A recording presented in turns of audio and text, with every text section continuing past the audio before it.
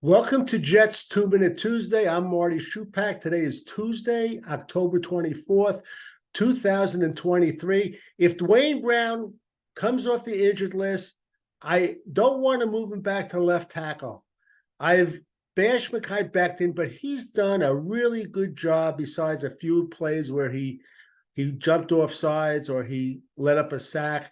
I would love to keep Mekhi Becton there. Now, if Mekhi Becton goes to the coaching staff and says, look, for the good of the team, I want to move to right tackle. My knee could take the pressure on that side, then by all means do it. But if he doesn't, I want to keep Becton at left tackle.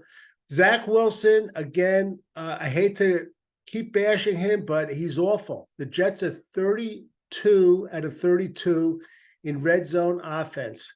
Let's be honest. The last game, if Tony Adams doesn't make that interception, what are we talking about? We're talking about the Jets' red zone offense and how Zach Wilson, when he gets down to the 20-yard line, he's got more knots in his stomach than a Boy Scout jamboree.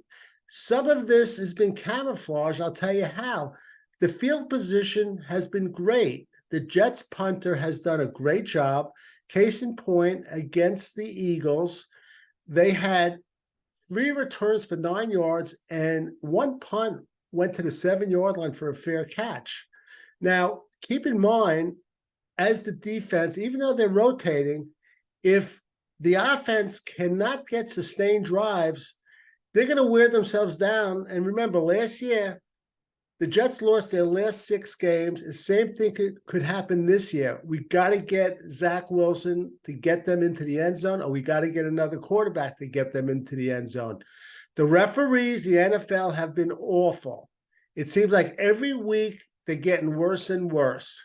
Now, what's going to happen is, besides the NFL becoming a flag football league eventually, every play is going to be moved up to the replay booth, which I hate. Talking about referees, remember this date, December 19th, 2021. What's the significance of that date? It's the last time a Jets opponent was called for roughing the passer. I don't want to make this all negative, so let's get to the positive. Robert Saleh and his coaching staff, they're doing a great job developing players. Besides being a great leader, he's really developing players. Look at this. John Franklin Myers, he was picked up off waivers. So was Quincy Williams.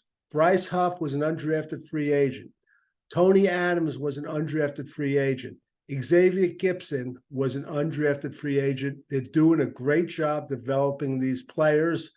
I want to talk about the turf at MetLife Stadium. It's awful.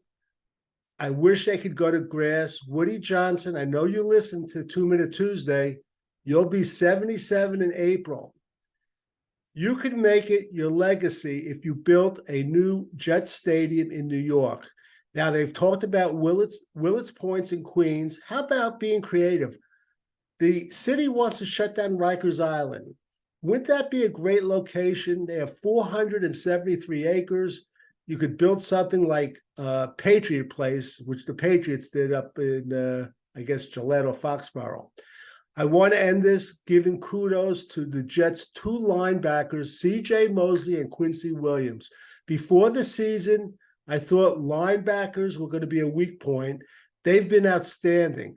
Mosley has dropped a couple of interceptions. Quincy Williams is playing like an all-pro, and Mosley has done great the last few games.